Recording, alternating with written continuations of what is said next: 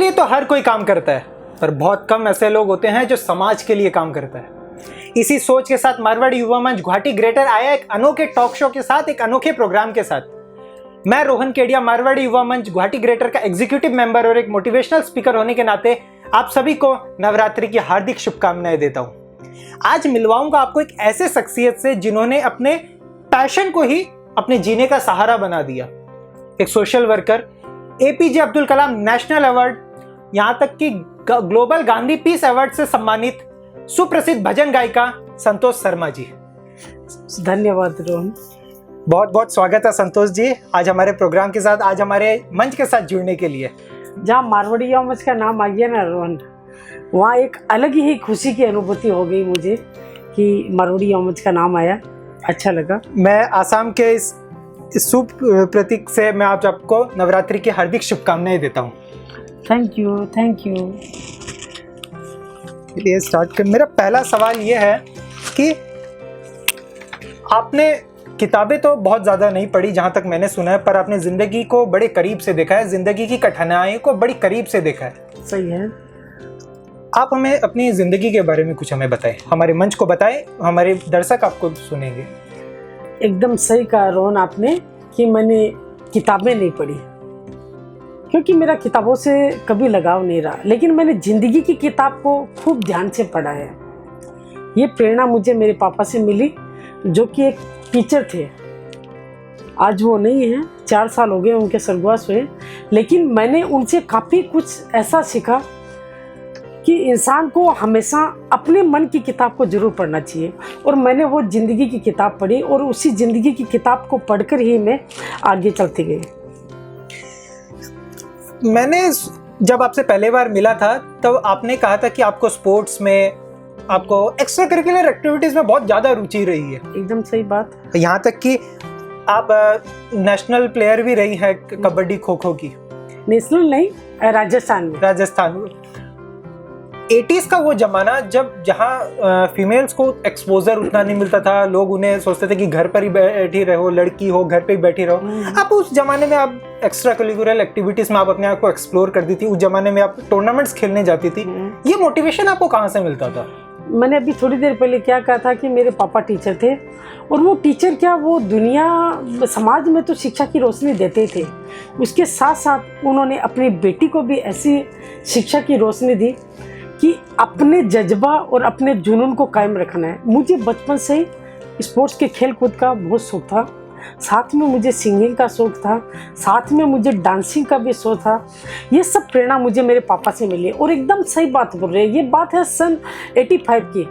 एक छोटा सा गांव राजस्थान के चूरू जिले में, छापर जिले में, छोटा सा गांव में कहाँ 85 में लड़कियों को कबड्डी खेलने के लिए भेजे। जी सही में। वहाँ महारानी, बीकानेर की महारानी कॉलेज में मुझे कबड्डी खेलने के लिए जाना था। मेरा पूरा परिवार एक तरफ था, सिर्फ और सिर्फ मेरे आदर्श मेरे पापा एक तरफ थे कि मेरी बेटी को जाना है तो जाना है, ये जाएगी ज़रूर, मेरा एक दिन नाम करेगी। उनकी प्रेरणा से मैं गई, और विश्वास रखो कि वहाँ से हम लोग, हमारी पूरी टीम जो कबड्डी की थी, वो वहाँ से ट्रॉफी लेकर आई बीकानेर की महारानी कॉलेज से। तो मुझे शुरू से ही शौक थे। अच्छा, लड़कों के शौक मुझे ज़्यादा रहे हैं। अब शायद आज की ये नई पीढ़ी जानती है कि नहीं जानती मुझे पता नहीं, कांच के गोले हुआ करते थे। कांच की, हाँ, वो कांच की गोले से मैं खूब खेली हुई हूँ। खो खो बोलते थे, बोरा दौड़ बोलते थे, चम्मच में वो गोली लेकर दौड़ना, ये सब खेल मेरे, मतलब ये मेरे हॉबीज रही है, मुझे बहुत पसंदीदा खेल थे ये। मैं खूब खेली हूँ इन खेलों को, अच्छे से जी हूँ इन चीज़ को लेके। इन खेलों को सच में, इसको एक कंपटीशन, पहले के ज़माने में ये देखा गया था कि कंपटीशन नहीं, ये एक इंटरेक्शन बनाने का, एक रिलेशंस बनाने का, एक संबंध को डेवलप करने का एक बहुत अच्छा और सुंदर जरिया था ये। एकदम सही बात है। आपकी ये कहानी जो आपने मेरे को अभी बताई कि आपके पिताजी ने आपको एनकरेज किया, ये चीज़ सच में मेरे को अभी एक और हस्ती की याद दिला रही है कि ऐसी ही से हर एक सेम हुबहू बात किरण बेदी के साथ हुई थी। किरण बेदी जो एक रिटायर्ड आईपीएस ऑफिसर, उनके साथ भी यही हुआ था कि जब वो सिविल सर्विसेज के लिए अप्लाई करने जा रही तो पूरा समाज, उनके परिवार वाले सब ने उनको रोका, लेकिन उनके वही फादर थे जिन्होंने उनको वो हौसला दिया कि नहीं, तुम कुछ कर सकती हो, तुम्हें कुछ करना है। रोहन, आगे बढ़ने के लिए किसी न किसी का साथ होना बहुत जरूरी होता है। जी जी, किसी की प्रेरणा, किसी की शिक्षा बहुत ज़रूरी होती है ज़िंदगी में। वो हमें आगे बढ़ने के लिए प्रेरणा देती रहती है, आगे बढ़ने के लिए हमें मतलब मन को उत्साहित करते रहता है। मेरे पापा ने ही मेरी प्रेरणा, मेरे आदर्श जो भी थे शादी से पहले, मेरे पापा के कारण ही सब कुछ हुआ। एक अनजान संतोष शर्मा से आज आप एक सुप्रसिद्ध भजन गायिका संतोष शर्मा है। कैसा लगता है आपको? ये सफ़र शायद इतना इजी भी नहीं रहा होगा आपके लिए। नहीं, ये सफ़र कैसे इजी रहेगा। लेकिन मैं एक बात आपको कहूँगी कि पहले आप खुद अच्छे बन जाओ, पूरी दुनिया आपके लिए अच्छी हो जाएगी। मैंने अभी कहा शादी से पहले मुझे मेरे पापा की प्रेरणा मिली, उतनी ही प्रेरणा मुझे शादी के बाद मेरे ससुराल से, मेरे पति से, मेरे बच्चों से मिले। अब जब इतना साथ हो, वो इंसान क्यों नहीं आगे बढ़ सकता। दूसरा, मेरे मन में एक कॉन्फिडेंस था कि मुझे वो काम करना है। सपोज करो मुझे भजन गाने का बहुत शौक था, बचपन से ही शौक था। तो भजन गाने के लिए मैंने देखा कि सन 91 में मैं यहाँ गुवाहाटी आई। 91 से लेकर 2000 तक मेरा 9 साल का जो पीरियड था, वो एकदम मैंने एक सफल गृहिणी का पीरियड जिया है। मैंने एक गृहिणी की ज़िंदगी जी है, एक माँ की, एक बीबी की। और वो 9 साल तक मैंने खुद भी कभी अपने घर में ये बात नहीं की कि मुझे ये चीज़ का शौक है, मुझे करना है। क्योंकि मुझे सामने मेरे बच्चे दिख रहे थे, छोटे बच्चे थे। जब बच्चे बड़े हो गए, समझदार हो गए, अपना काम खुद करने लगे, तब मैंने 2000 से सब कुछ ये करना शुरू किया। लेकिन पति की प्रेरणा और मेरे बच्चों का सहयोग बहुत रहा। रही बात नाम का, तो एक बात यह भी कर दूँ कि समाज, हम लोग सामाजिक सेवा करते हैं। सामाजिक सेवा से क्या मिलता है? अगर मुझे कोई पूछे ना, तो मैं बोलती हूँ आत्मा की शांति तो मिलती है, उसके अलावा समाज का योगदान भी बहुत मिलता है। आज मुझे सुंदर बात आपने कही। भजन गायिका बनाने के पीछे मारवाड़ी समाज का योगदान काफ़ी रहा है। वो बात मैं ज़िंदगी भर नहीं भुला पाऊंगी कि समाज का योगदान किसी इंसान को आगे ले जाने में कितना मिलता है। आज जो भी कोई बात करता है समाज की और की, मैं कहती हूँ कि आपको, अगर आपके मन में कोई जज्बा है तो 100 में से 99% समाज का योगदान रहता है आगे बढ़ाने में। फिर घर परिवार का रहता है। इन सब का साथ रहेगा तो कोई आगे बढ़े बिना कोई भी नहीं रह सकता, मेरा मानना ये। आपने ये अति सुंदर बात कही और बहुत अच्छी बात कही। हमारे लोगों को आपने ये दिखाया है कि हमारी खुद की तरक्की का पीछे हमारे समाज का, हमारे परिवार का एक बहुत बड़ा रोल होता है, जहाँ वो जो कि आज ये शायद लुप्त होता जा रहा है। लोग हम अपने खुद की सक्सेसफुल का जो लाइफ है उसका क्रेडिट क्या हम अपने आप को देते हैं, पर हम ये कहीं ना कहीं ये भूलते जा रहे हैं कि इसके पीछे हमारे सोसाइटी का, हमारे खुद के परिवार का कितना बड़ा अहम रोल रहा है। बहुत बड़ा अहम रोल रहता है और रहता आया और रहता आएगा। आप बोल रहे हो मारवाड़ी यौमज का नाम आया, जैसे मैंने भी 2000 में जब मारवाड़ी यौमज ज्वाइन की, तो मारवाड़ी यौमज क्या है? एक समाज की एक अग्रिम संस्था, एक बहुत सुंदर सामाजिक संस्था है, जिसमें सोशल वर्क के साथ मैं यूँ कहूँगा तो आपका एक सर्किल भी बढ़ता है। जी सोशल वर्किंग के साथ साथ आपका सर्किल भी बढ़ता है। रोहन, मैं आपसे पूछूं, आप ग्रेटर शाखा के सदस्य बने हो जी, हैं? अब आपको भी कैसा फील हो रहा होगा? जी, मेरे को आज बहुत गर्व फील होता है कि मैं ग्रेटर का मेंबर हूँ। ग्रेटर में मेंबर बनते ही ग्रेटर के 400-500 जो भी मेंबर है, उन सबसे आपका 500 मेंबर से आपका परिचय हो गया। रोहन केडिया हुआ कि नहीं हुआ? उसी तरह मारवाड़ी यौमज भी एक सामाजिक संस्था है, समाज है वो हमारा। उससे जुड़ने के बाद ही मेरे प्रोग्रेस के जो दिन शुरू हुए, वो उस संस्था से जुड़ने के बाद ही मेरे शुरू हुए। जी, आपने ये बात आपने जो कही कि आप 1991 में आप क्या होता है राजस्थान से आसाम आई, गुवाहाटी आई। 9 साल के बाद आपने मारवाड़ी यौमज ज्वाइन किया। 9 साल तक आप एक टोटली एक हाउसवाइफ की ज़िंदगी आपने बिताई, अपने परिवार के लिए, अपने बच्चों के लिए, अपने हस्बैंड के लिए, सबके लिए आपने अपनी ज़िंदगी बताई। ऐसा क्या था 2000 में, जब 9 साल बाद आपके मन में ऐसा क्या है कि आपको एक सोशल ऑर्गेनाइजेशन, कोई युवा, आपने मारवाड़ी यौमज ज्वाइन किया, लेकिन आपके मन में ऐसा क्यों आया कि आपको एक सोशल ऑर्गेनाइजेशन ज्वाइन करना चाहिए? मेरी एक फ्रेंड है मधु अग्रवाल जी, जो उसी गली में रहती, जहाँ मैं कुमारपाड़ा में रहती थी, उसी गली में रहती थी। एक दिन हम लोग अचानक ऐसे ही राशन की दुकान में मिले। उन्होंने कहा, संतोष भाभी आप मेरे साथ कामाख्या शाखा ज्वाइन करो। मैंने कहा ये क्या है कामाख्या शाखा? बोले ऐसे ऐसे मारवाड़ी यौमज की एक महिला शाखा है, आप ज्वाइन करो। मैंने उनके कहने पर ज्वाइनिंग की। ठीक है। एक महीना मैंने एक दो कोई प्रोजेक्ट में 1 महीना गई। 1 महीना के बाद मैं अपने पति के साथ गई। ये आपके जयश्री होटल के ऊपर मारोड़ी अमज का ऊपर गुवाहाटी शाखा का ऑफिस है। मैं उस ऑफिस में फीस देने के लिए गई। तो मैं नीचे पुस्तकालय में खड़ी हो गई और मैंने अपने हस्बैंड को कहा कि आप फीस दे के आओ। एक छोटी सी कहानी है, लेकिन वो छोटी सी कहानी मेरी ज़िंदगी के लिए बहुत बड़ा रोल प्ले किया है। तो मेरे पति जब ऊपर गए तो हमारे एक सुरभि संगीत के नाम से एक पहले मारोड़ी अमज गुवाहाटी शाखा के माध्यम से खुली क्लास थी। उसके मेन संयोजक थे पवन जी पसारी। पवन जी पसारी 3-4 महिलाओं को बैठकर राजस्थानी गीत की ट्रेनिंग दे रहे थे जी।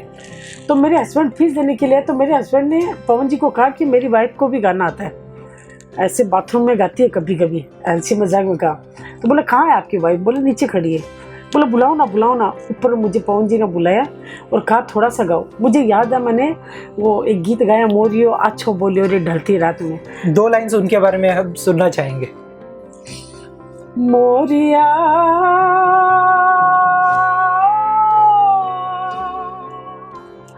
आछो बोलियो रे ढलती रात माँ, रात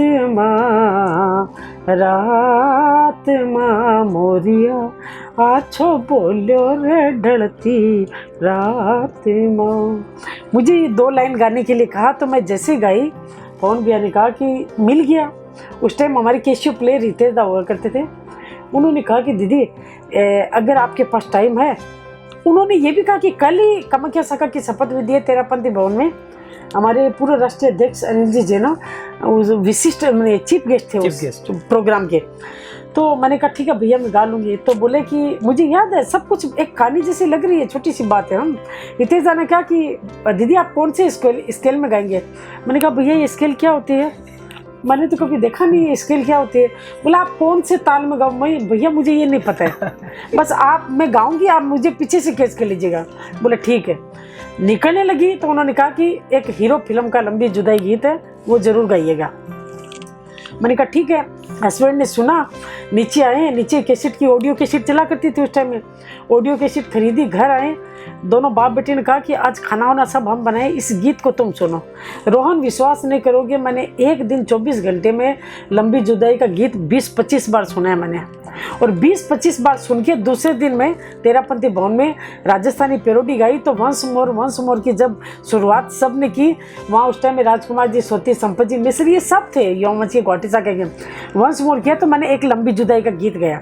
दूसरे दिन पेपर में ऐसे नाम आया कि श्रीमती संतोष शर्मा ने राजस्थानी गीत लंबी जुदाई। बस उसी दिन से वो जज्बा फिर से जाग उठा कि बच्चे भी बड़े हो गए हैं, अब मैं कर सकती हूँ।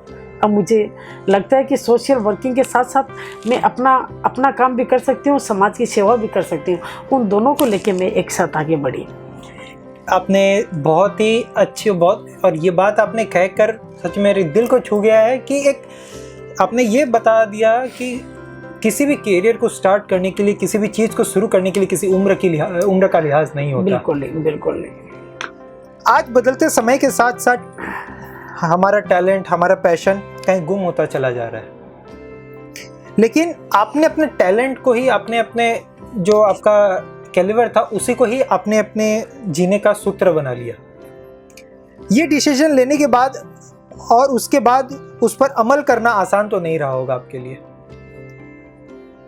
आपने देखिए मेरी बात में बोलूँ, एकदम सही बात बोल रहे हो। आजकल मैंने देखा है कि अपना टैलेंट और ये पैशन ये गुम होते जा रहा है, सही में गुम होते जा रहे हैं। पता नहीं आजकल नई पीढ़ी को क्या हो गया है। उनका शौक़ रहेगा म्यूजिक और वो लाइन पकड़ेंगे सीख है। उनका शौक़ होता है कुछ और वो जाते कहीं और है। मुझे भी ये चीज़ कई बार अचंभा लगता है। अपने टैलेंट और अपने पैशन को सही में नहीं छोड़ना चाहिए। कोई दिक्कत नहीं आती है, आप पढ़ाई भी करो, अपना टैलेंट भी साथ में रखो। दोनों काम अगर रखोगे ना तो कहीं भी मुश्किल नहीं आएगी। लेकिन अपने मन में जुनून होना पड़ेगा, एक जज्बा होना पड़ेगा और मन में विश्वास होना पड़ेगा, डेडिकेशन पूरा होना पड़ेगा। आजकल क्या होता ना कि हम लोग हर बात के लिए अपने मन में कॉन्फिडेंस लाते नहीं, उससे पहले हम 10 जन से सलाह करने शुरू कर देते हैं कि क्या मैं इस स्टूडियो में गाना रिकॉर्डिंग करूं कि नहीं करूं, ये काम करूं कि नहीं करूं। सबसे पहले खुद को तो मजबूत होना पड़ेगा। जी, बहुत सही कहा बात। अपने मन में तो विश्वास रखना होगा, उसके बाद आप 10 से नहीं 50 से रो रहे हैं, लेकिन अपने मन में विश्वास रखे, अपने टैलेंट को खोना नहीं चाहिए। हमारे मारवाड़ी समाज में इतना टैलेंट है रोहन, अगर खोजने निकलो ना तो आपको हर घर में एक प्रतिभा दिखाई देगी, ऐसा मेरा मानना है, मेरे दिल की आवाज़ है। हर घर में एक प्रतिभा दिखाई देगी। प्रतिभा का मीन्स ये नहीं होता है कि कोई सिंगर हो या कोई वर्कर हो, अरे एक गृहिणी के अंदर भी आपको इतनी प्रतिभा दिखाई देगी। जी जी जी जी, एकदम मैं मानता हूँ आपकी इस कि बात। आप सुनते सुनते रह जाओगे। हमारे समाज में इतनी प्रतिभा है, लेकिन पता नहीं आज भी वो प्रतिभाएं निकल कर सामने नहीं आ रहे। इस बात का कहीं ना कहीं मुझे दुख भी है इस चीज़ का कि कहाँ कमी रह रही है, हमारी प्रतिभाएं सामने क्यों नहीं आ रही है ये चीज़ का। और अपने पैशन और अपने टैलेंट को कायम रखना चाहिए, इसको गुम नहीं होना चाहिए। आपके हिसाब से ये पैशन जो है ये क्या रोल प्ले करता है, ये क्या है हमारे लिए? ये जुनून है एक। मैं तो इसको अपना एक जुनून मानती हूँ। कोई भी चीज़ का, पढ़ने का भी जुनून होता है, जुनून हर कोई चीज़ का होता है, मन में जुनून होता है। अभी मैंने एक छोटी सी बात कही थी आपको कि उसने ऑडियो कैसेट दी और कहा कि ये गीत आपको कल गाना है। जी जी, वो जुनून था मेरे अंदर जी। 24 घंटे के अंदर उस गाने को सुनना और सेम उसी स्केल में दूसरे दिन गाना, वो जुनून था मेरे ऊपर। अगर ठीक है मैं मानी मेरे परिवार वालों ने मेरा साथ दिया, अगर मेरे मन में विश्वास ही नहीं होता तो मैं 2 बार 4 बार सुनकर दूसरे दिन कह देती कि नहीं मेरे से नहीं हो रहा है, मेरे से नहीं है। लेकिन मुझे जुनून था कि मुझे गाना है, करना ही है, मैं बेसुरा गाऊंगी तो बेसुरा ही गाऊंगी, गाना तो है, मुझे गाना ही है। जी जी, ये जुनून था, तो जुनून को रखना चाहिए। जुनून किसी भी चीज़ का हो सकता है। जुनून कभी बुरी आदतों का कभी जुनून नहीं होता है। जुनून हमेशा अच्छी आदतों का ही होता है, और अच्छी आदतों का जुनून को आगे रखना चाहिए, कायम रखना चाहिए। जी बहुत अच्छी बात कही आपने कि हमारा जो पैशन जो है ये हमारे जीवन में, अगर ये कहूँ तो हम कौन है इसका पूरा का पूरा डेफिनेशन हमारे पैशन से हमें मिलता है। कि हम एकदम कि आज अगर कहूँ कि भाई ये कौन इंसान है, तो सबसे पहले इसकी जो खूबियां हैं, इसका जो मेन टैलेंट है वो सबसे पहले उभर के पहले बाहर निकल के आता है। हाँ। साल बीतता गया, समय बीतता गया, और युवा मंच में आपका नाम सालों बाद, महीनों बाद एक ब्रांड नेम बनता गया। आपने एक बहुत उच्च पदों को भी हासिल किया, यहाँ तक कि आप एक अकेली महिला रही हैं जो पूर्वोत्तर मारवाड़ी युवा मंच की प्रेसिडेंट रही है। कैसा लगता है आपको? बहुत अच्छा लगता है, मन में सारी बात एक दूसरे से मिल रही है, सब चीज़। आपके लगता है पूरे ख्यालात आज पुराने सारी आज जो बातें थे आज आपके एकदम पिक्चर आज आपको लाइव सामने दिख रहे हैं। एकदम। नवल जी मोर प्रांतीय अध्यक्ष हुआ करते हैं, मैं उनके साथ प्रांतीय कार्यकारिणी में थी। तो कहीं भी जाने से पहले डाइस लगती है, और डाइस में हमेशा हम लोग देखते हैं कि एक अध्यक्ष की कुर्सी थोड़ी हटके रहती है। जी जी। उस कुर्सी पर मैं कई बार ऐसे हंसी मजाक के तौर पर बैठ जाती नौ भैया मुझे तो इसी कुर्सी में बैठना है, तो मुझे बोलते बन जा प्रांतीय अध्यक्ष। मुझे इसमें क्या है, तो बनेगा, एक दिन तो बनेगा, एक दिन तो बनेगा, एक दिन तो बनेगा।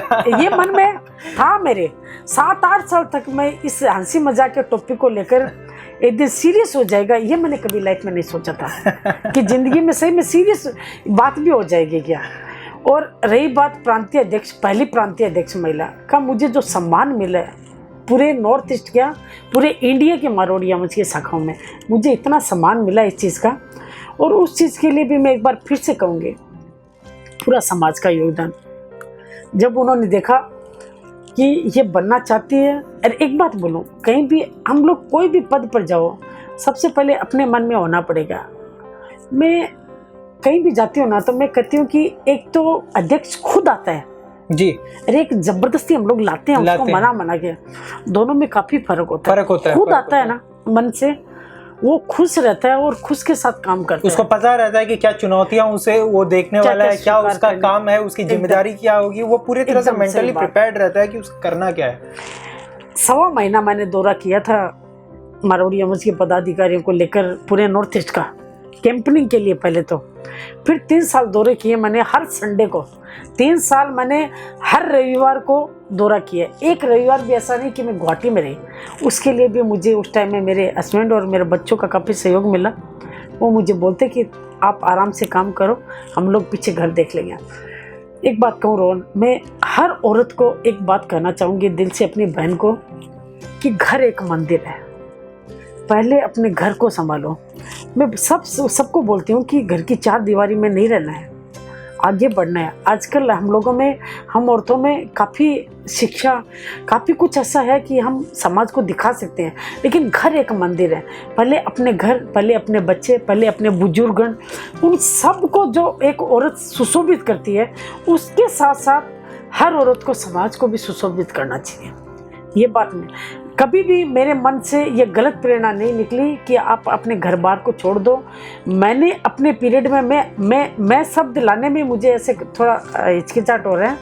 मैं यही कहूँगी कि 3 साल के कार्यकाल में या 15 साल जो मैंने मारवाड़ी मंच में दिए, मैंने अपने मारवाड़ी युवा से ज़्यादा पहले मैंने अपने घर को संभाला है। मैंने दोनों बच्चों की पढ़ाई को संभाला है।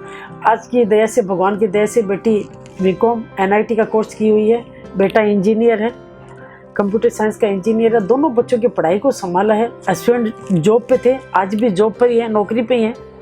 तो उसके बाद मैंने समाज को टाइम दिया। इसलिए मैं हर औरत को कहूँगी कि पहले अपने घर, बच्चे, बुजुर्गन, अपने परिवार को देखकर उसके बाद, ऐसी कोई बात नहीं है कि हम गृहिणी टाइम नहीं निकाल सकते, हम निकाल सकते हैं। मन में ये बात होनी पड़ेगी कि हमें 2 घंटा समाज को देना है तो देना है, निकाल सकते हैं हम लोग अगर चाहें तो। हर औरत को भी घर की चार दीवारी से निकल कर कुछ जो अपना टैलेंट हो, कोई ज़रूरी नहीं, मैं सबको ये नहीं कहूँगी कि समाज सेवा करो। अगर आपके अंदर टैलेंट है कोई बुटीक चलाने का, आपके अंदर टैलेंट है कोई कोर्स करने का, आप कहीं भी करो। लेकिन भाई आप कहीं भी जा रहे हो तो समाज के बच्चों को तो शिक्षा ही दे रहे हो। आज आप एक मेहंदी क्लास कराते हो, कुकिंग क्लास कराते हो, या मोटिवेशनल स्पीकर का जो ये कार्यशाला करवाते हो, तो देते तो समाज के बच्चों को ही शिक्षा देते हो ना जी। तो हर टैलेंट को बाहर हर औरत को निकालना चाहिए मेरे हिसाब से। मेरा आपने अति सुंदर बात आपने कही कि जो प्रतिभा है आज जो हाउसवाइफ्स के भीतर है, वो हर एक प्रतिभा हाउसवाइफ्स के भीतर दबा हुआ पड़ा है। उन्हें वो उम्र के साथ साथ, वो उन्हें टाइम के साथ साथ बाहर जरूर निकालना चाहिए कि आपसे भी एक रिक्वेस्ट करूंगी जी कि देखिए एक बात बोलूं। चलिए मैं आई, मेरे बाद और भी कई महिलाओं का आप इंटरव्यू लेते हो, या जो भी हमें पुरस्कार मिलता है, हम लोग स्टेज पर जाते हैं, बड़े बड़े स्टेज पर गाना गाने के लिए जाते हैं। कभी आप एक पर्टिकुलर हाउस वाइफ का भी इंटरव्यू लेकर देखो कि उसमें कितनी प्रतिभा है। वो सुबह 5 बजे से लेकर रात को 12 बजे तक जो घर में संभालती है और घर को पर्टिकुलर टाइम लेती है, कभी उनका भी इंटरव्यू लेकर देखो। उससे भी काफ़ी कुछ महिलाओं को सीखने को मिलेगा कि घर को भी कैसे संभाला जाता है। जी, आपकी ये बात मैं खुद पर्सनली इस चीज़ को देख रेख में, ये जो हमारा नवरात्रि का जो ये प्रारंभ हमने किया कि 9 दिन 9 महिलाओं का साक्षात्कार, हम नव दुर्गा का रूप में हम उन्हें चलता दिखाएंगे समाज के तरफ में। हम इसमें हमें एक हाउसवाइफ जो गृहिणी है, हमने उनको भी साथ में रखा है कि एक गृहिणी भी एक समाज के लिए, घर के लिए बहुत बड़ा रोल प्ले करती है। जी, आप एक सोशल वर्कर भी है, आपने कई सारे संस्थाओं के साथ काम किया है। किस तरह के सामाजिक कार्यों पर आपका फोकस ज़्यादा रहता है? देखो रोहन, मैंने एकदम जिंदगी में अगर दिल से काम किया तो मारवाड़ी युवा मंच में किया। ये तो कहकर आपने मारवाड़ी युवा मंच का मान बढ़ा दिया। अरुण जी बजाज कहते हैं कि अगर हमारा ब्लड ग्रुप अगर कोई निकालेगा, पूछेगा क्या है, तो मारवाड़ी युवा मंच ग्रुप ही निकलेगा। तो युवा मंच में मैं सम्मेलन की भी अच्छी पोस्ट पर भी रही हूँ, आज भी हूँ, विप्र समाज में भी हूँ, धार्मिक मंडलियों में तो सब में हूँ। लेकिन मैंने अगर समाज सेवा की है ज़्यादा तो मारवाड़ी युवा मंच में की है। और रही बात किस तरह की सेवा, तो युवा मंच में क्या सेवा तो आपको भी पता चल गया, सबको पता है जी जी कि युवा मंच के कुछ ऐसे प्रोजेक्ट है, जैसे कैलिपर कैंप है, कैंसर जागरूकता वैन है, ब्लड डोनेशन है, वृद्धाश्रम है, अनाथ आश्रम है, गरीबों की सेवा है। मतलब ठंड के दिनों में हम लोग ऐसे प्रोजेक्ट लाते हैं, रात भर कंबल उड़ाते हैं रोडों के ऊपर। वो तो अभी आप जानते ही हो, ग्रेटर शाखा, गुवाहाटी शाखा, दोनों शाखा गुवाहाटी में कितना अच्छा काम कर रही है। तो मेरी शुरू से ही इसमें रही है। अब आज भी जब हम लोग कई बार देखते हैं ना, 2-4 सहेली लोग बैठते हैं, बात करते हैं, युवा मंच से ये सीखने को मिल गया कि मांगने में कोई शर्म नहीं है। अगर किसी की ज़िंदगी बच रही है तो मांगने में कोई शर्म नहीं है। बाज़ार में खड़े होके बोल देते हैं कि भैया 5 बच्चों की पढ़ाई को करवाना है। अब देखिए ये शाखा प्रोजेक्ट लेंगे, कामाख्या शाखा के अंडर में 5 बच्चों को पढ़ा दिया और समाज से पैसा उठा लिया और बच्चों को पढ़ाया।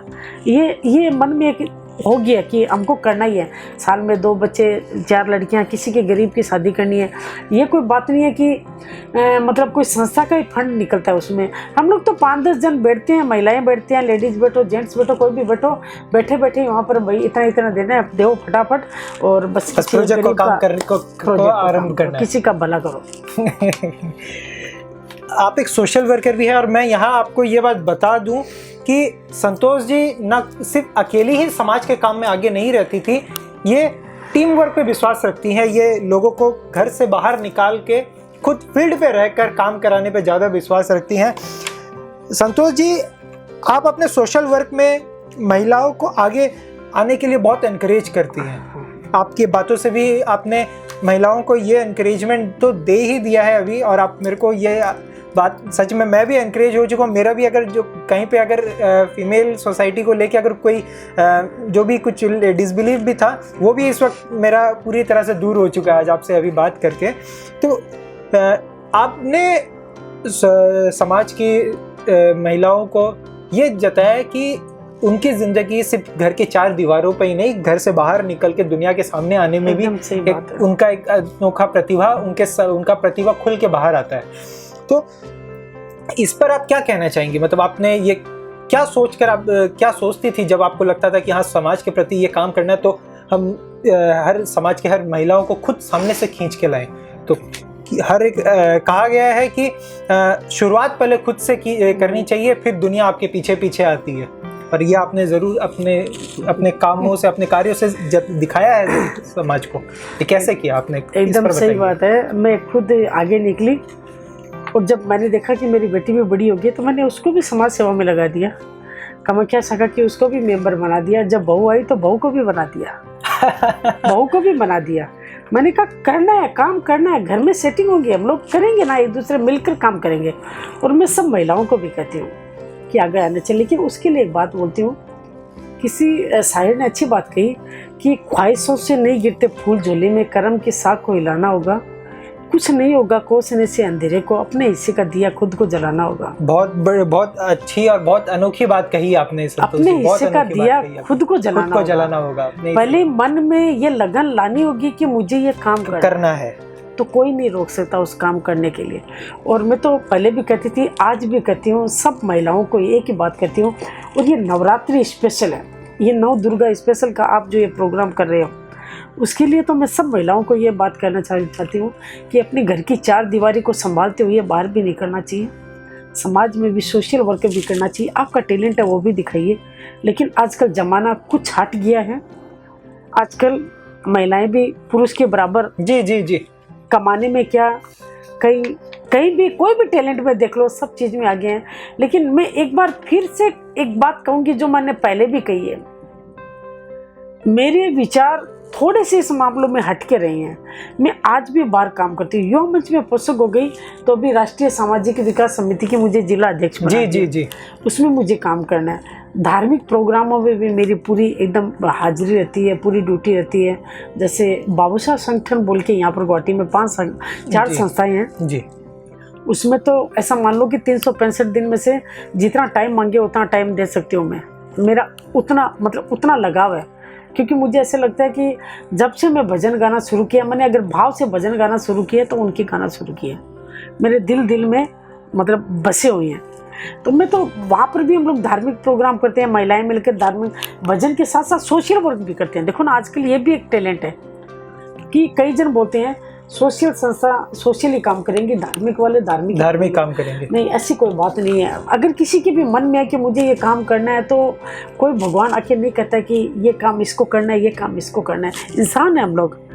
धार्मिक मंडलियाँ कोई भगवान की थोड़ी है। मतलब धार्मिक मंडली है तो वो मंडली चलाने वाले तो इंसान ही है ना, इंसान ही है जी। और समाज सेवा भी करने वाले हम लोग इंसान है। तो इंसान के ऊपर कोई पाबंदी नहीं है, वो कभी भी समाज सेवा कर सकता है, कुछ भी कर सकता है। महिलाओं के लिए यही कहूँगी कि हर महिला को आगे आना चाहिए, हर महिलाओं को अपना टैलेंट दिखाना चाहिए, समाज में एक जागरूकता फैलानी चाहिए, गांव में जाकर जागरूकता फैलानी चाहिए कि आज भी हम लोग अभी न्यूज़ देख रहे हैं, क्यों ऐसे कांड हो रहे हैं। उसके लिए भी एक शिक्षा हमें हम हर जगह जगह जाकर एक देनी चाहिए, महिलाओं को आगे आना चाहिए। मेरा एकदम 100 में से 100% मैं महिलाओं के लिए यही करना चाहूँगी, घर की चार दीवारी से निकलकर चार दीवारी को मंदिर की तरह रखकर, ये नहीं कहूँगी चार दीवारी को साइड में रखकर, उस घर की चार दीवारी को मंदिर की तरह रखकर बाहर निकलो, अपनी प्रतिभाएं अपने आप बाहर निकलने लगे। आपके अनोखे सोच के कारण, आपके सोशल वर्क के कारण, आपकी गायिका के कारण, आपकी मेहनत के कारण, सब आपके जुनून, आपके जज्बे के कारण आपको कई सारे राष्ट्रीय और अंतर्राष्ट्रीय अवार्ड से आपको सम्मानित किया गया है, जिनमें प्रमुख अगर बात करें तो APJ Abdul Kalam national award, फिर उसका ग्लोबल गांधी पीस अवार्ड, इन अवार्ड से आपका सम्मानित किया है, जैसा कि मैंने अपने इंट्रोडक्शन में भी बताया था। हम ये जानना चाहते हैं कि ये अवार्ड्स किन किन कार्यों के लिए आपको दिया गया? ये अवार्ड्स रोहन प्रोफाइल देखते हैं, वो लोग 5-7 साल की हिस्ट्री जानते हैं जी, कि क्या किया, कहाँ में क्या नहीं किया, पूरी प्रोफाइल को देखते हैं।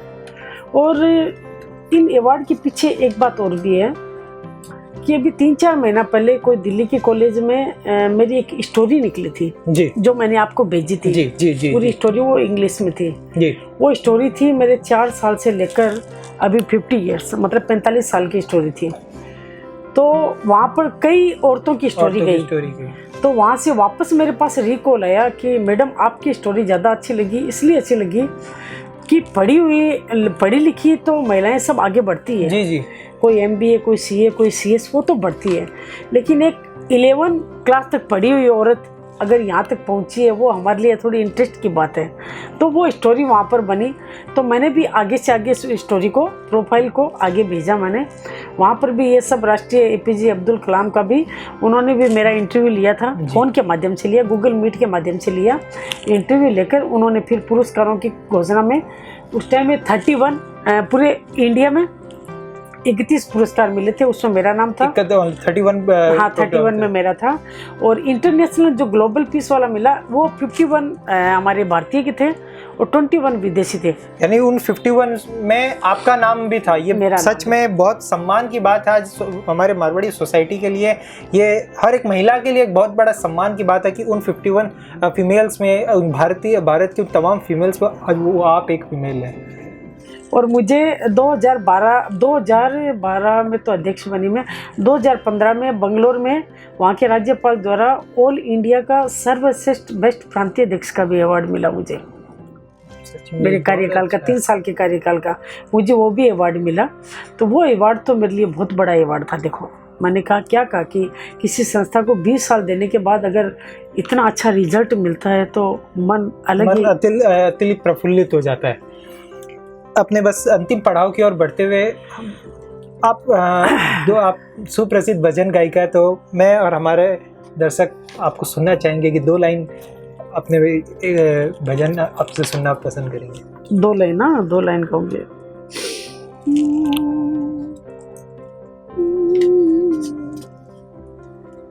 श्याम तेरी बंसी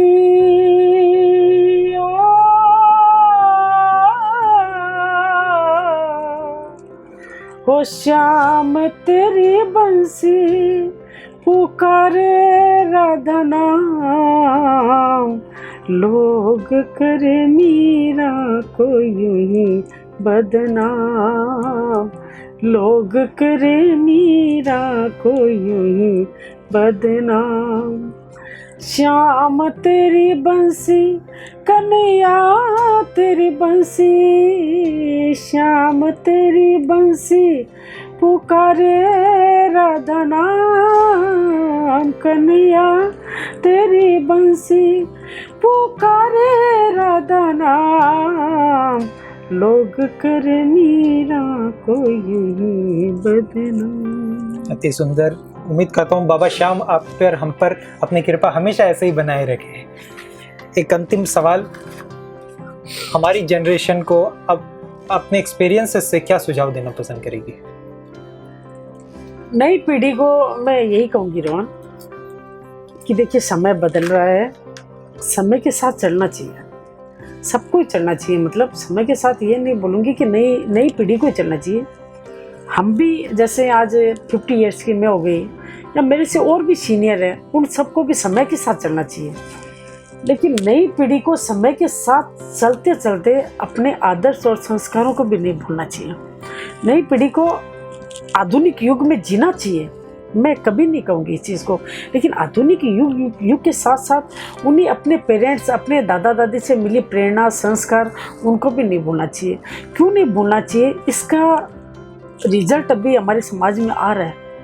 आप देख रहे हो, एक तो कम उम्र के लड़के थोड़ा सा भी डिप्रेशन झेल नहीं सकते हैं जी, मिनट में कुछ गलत काम करके बैठ जाते हैं। हमारी लड़कियां, समाज की लड़कियां, लड़के आज से पहले, आज 60-70 साल पहले कौन सी कुंडली मिलाते थे, लेकिन आज हमारे दादा परदादा का जोड़ा जिंदगी भर साथ रहा है, पति पत्नी सदैव प्रेम से रहे हैं। लेकिन आज अभी का जो दौर चल रहा है, 2 महीने 4 महीने बाद रहेंगे, विचार नहीं मिले। ये क्या विचार हो गए? ये क्या विचार हो गए? विचार अभी तो इतनी नई आधुनिक युग का ज़माना आ गया कि हमारी सगाई होते के साथ साथ लड़के लड़कियों की बातचीत शुरू होती है, जो 6-6 महीने तक इतनी बात होती है, उसके बाद विचार नहीं मिलते हैं, शादी के बाद विचार नहीं मिलते हैं। एक नई पीढ़ी का भी कैसा दौर है, लेकिन कोई उपाय नहीं है। सब माताओं पिताओं से भी यही कहूँगी कि आप अपने बच्चों को छूट दीजिए, पढ़ाइए लिखाइए, सब कुछ कराइए, सब शौक पूरा करिए, लेकिन उनको उनके साथ साथ अपने हमारे आदर्श और संस्कार को भी थोड़ा सामने रखने चाहिए, समझाना चाहिए। क्योंकि देखो रोहन, पहले वाला दौर नहीं रहा कि बच्चे को हम डांट सकते हैं, डपट सकते हैं, कुछ नहीं कर सकते। आजकल तो बच्चों के दोस्त बनकर रहने में भलाई है। माँ बाप को भी बच्चों के दोस्त बन जाना चाहिए, तब तो वो कुछ सीखेंगे। लेकिन ये सीख तो शुरू करनी पड़ेगी ना किसी न किसी को। जी। और आधुनिक पीढ़ी को भी हमें समझना होगा कि हमारे गार्जियन क्या करना चाहते हैं। और एक बात कहूँगी नई पीढ़ी को, नई पीढ़ी पूरे मोबाइल में गुम होती जा रही है, पूरे लैपटॉप में गुम होती जा रही है, पूरे पढ़ाई में गुम होती जा रही है। मैं एक बात कहती हूँ, 7 दिन में ऐसा 1 घंटा समय उनको अपने परिवार को भी देना चाहिए, समाज को भी देना चाहिए। अगर वो सोच लेंगे कि हमें देना है तो ज़रूर दे सकते हैं वो, और अगर देंगे तो उन्हें उनके बदले काफ़ी कुछ मिलेगा। ये हमारी पीढ़ी को समझाना चाहिए, नई पीढ़ियों को समझाना चाहिए हमें।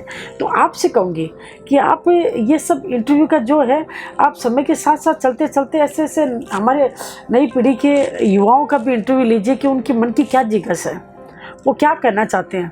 फिर उसके बाद गार्जियन का भी इंटरव्यू लिए कि गार्जियन क्या करना चाहते हैं।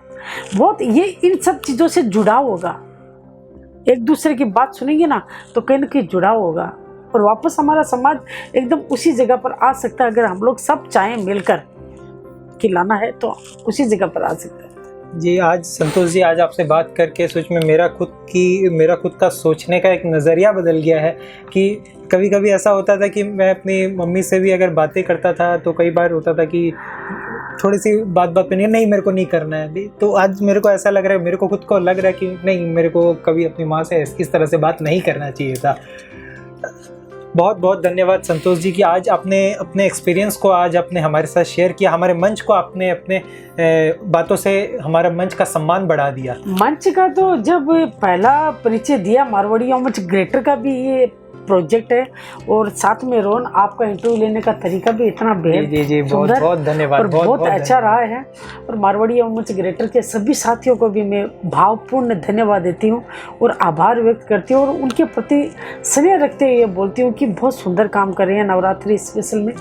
इस सबका एक जन का, और ग्रेटर और गुवाहाटी शाखा, गुवाहाटी में ये 2 शाखाएं तो ऐसी है, 4 शाखाएं हमारे, प्रगति शाखा, कामाख्या शाखा, लेकिन ये 2 जेंट्स है 2 लेडीज़ हैं। अभी एक प्रोफेशनल शाखा और खुल गई, मेरा ज़्यादा परिचय नहीं है प्रोफेशन से, लेकिन ये 2 शाखा ऐसी है कि इन्होंने समाज में तो इतना नाम रोशन कर दिया है, मारवाड़ी समाज का, मारवाड़ी मंच का नाम बहुत अच्छा काम कर रही है। एक बार मैं फिर से ग्रेटर शाखा के सभी युवा साथियों को तहे दिल से धन्यवाद धन्यवाद संतोष जी।